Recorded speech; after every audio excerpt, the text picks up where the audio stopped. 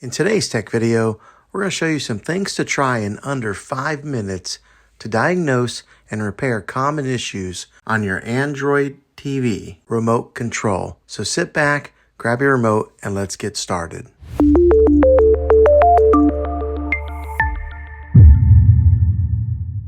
We are going to try a few different methods to try and solve your problem and get it back up and working again.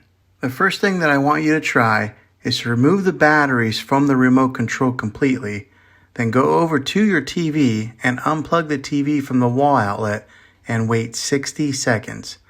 Now don't be impatient here, wait the whole 60 seconds.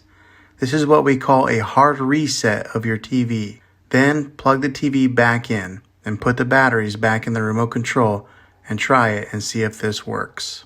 Hopefully that works. If not, let's go on to the next method. Take the batteries out of the remote control again, and as crazy as this sounds, go through and push every button on the remote control a few times. Sometimes dirt and dust get built up in these buttons, and in doing this, it helps to free up those buttons in case they get stuck and cause the remote control to malfunction. Hopefully this works. If not, then try replacing the batteries for a fresh set of new ones.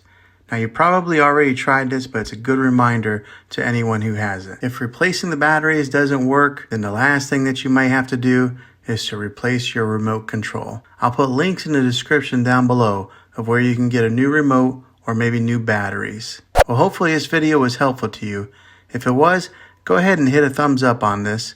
Go ahead and subscribe to my channel. I make tech videos all the time, and I'd love to have you back in the next one. Take care.